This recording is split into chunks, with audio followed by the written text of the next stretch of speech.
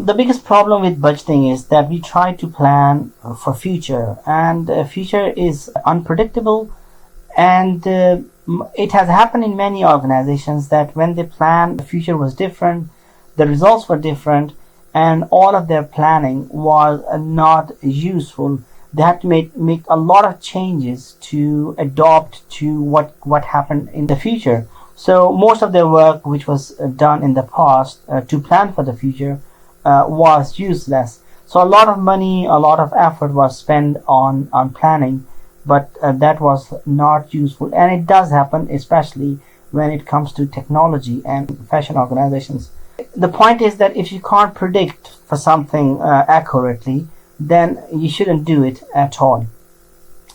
The other problem with budgeting is that it's operated by people. I said this in the last video as well, that budgeting on its own is a technique, and it can offer some help if it's used properly.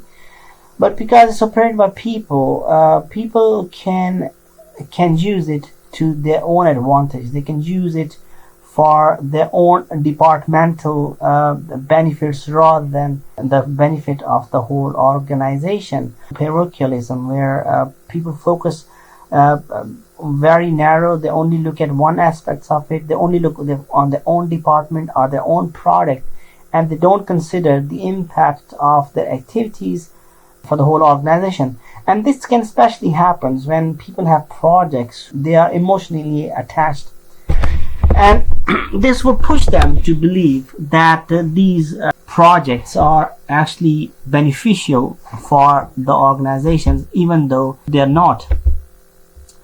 So this could create problems when it comes to the benefit of the whole organization.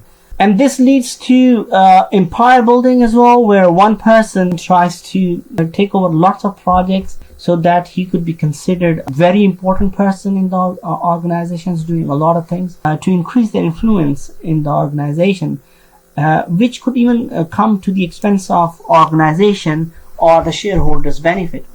Budgets could cause fear of failure as well. If the targets are too difficult, that may lead to fear of failure. Most of the organizations use top-down approach. Most of the public sector organizations in the UK, they still use this approach, and it has many disadvantages. Most of the time, people who make decisions for operational levels, they have not been in touch with operations for a very long time, but they make decisions without taking into account what people say, and sometimes take into account what people say but then completely ignoring it.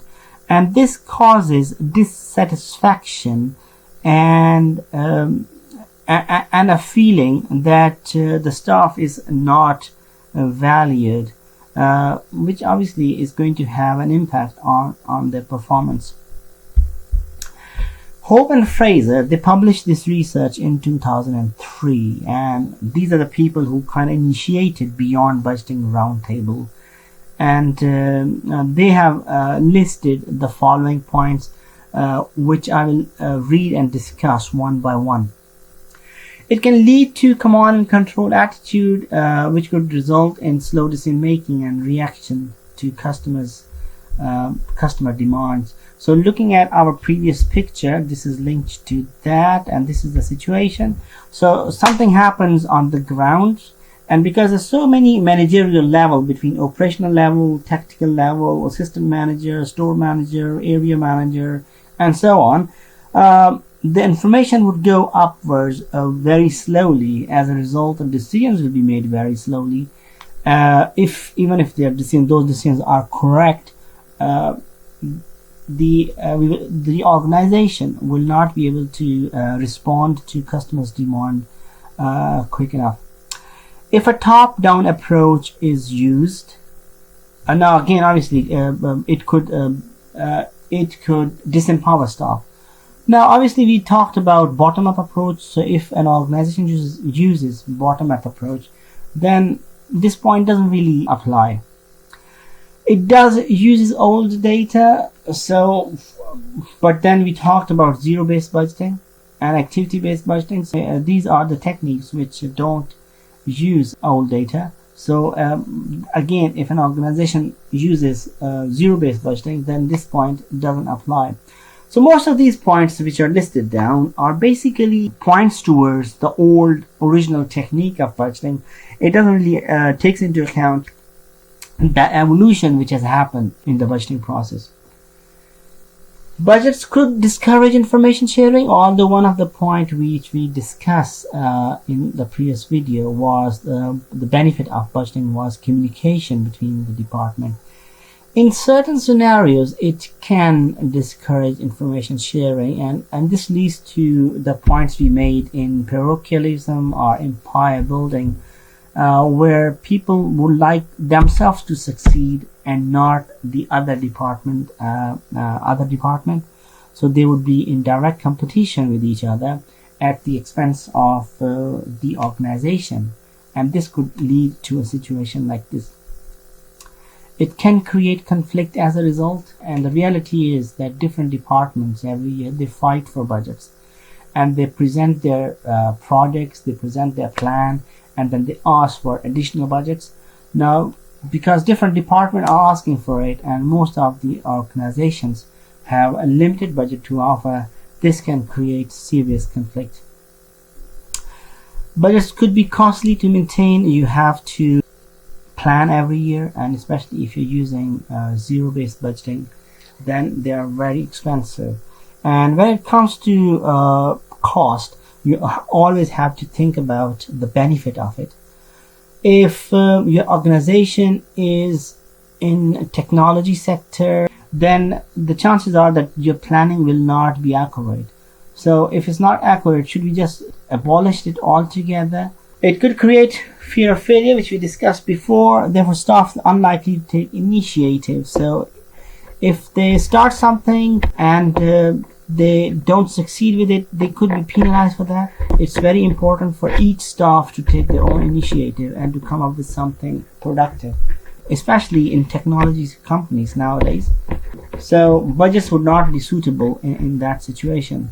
Budgets, although they intend to be used to add value for shareholders, people can easily use them for their own advantage at the expense of shareholders. While discussing the previous slides on the research, I talked about the major difference between when budgets were useful and not useful anymore, and less useful now, is the time. So the main reasons for the opinion of Hope and Fraser is because the time has changed, especially after globalization in 2005. The fashion is changing very quickly, industry is changing, technology is changing so fast, and because things are changing fast, planning often doesn't prove accurate, and that pushes one to believe that we should not plan for the future at all, and we adopt as soon as things change. So this pushes towards more linear approach rather than vertical approach we looked in the previous slide, in top-down approach. So the biggest reason for this change of opinion is the new environment, and for example, like we used to have phones which would last 2, 3, 4 years easily. Now every 6 months many people are changing their phones. TVs, we used to have TVs for all of our lives. Now we are changing them every 3 to 5 years. So things are changing, and this is pushing organizations to not plan anymore. For example, if Apple launches a new phone, they could plan it for the next 2 years, but then if something better comes from Samsung, then all of that planning would go in vain. So maybe not plan at all. So there is a valid comment in this area. Still, there are many organizations which are still using budgets, depending on which industry they are in. So budget has been used, one of the biggest technique to use to plan and performance evaluation and evaluating the performance of the organizations and departments. So if it's not useful, then what next? So there are a few other things which could be done instead of budgeting, or maybe alongside budgeting, depending on how organizations look at that. I will discuss those techniques in my next video, techniques beyond budgets. So please keep an eye out for that. Thank you for watching this video.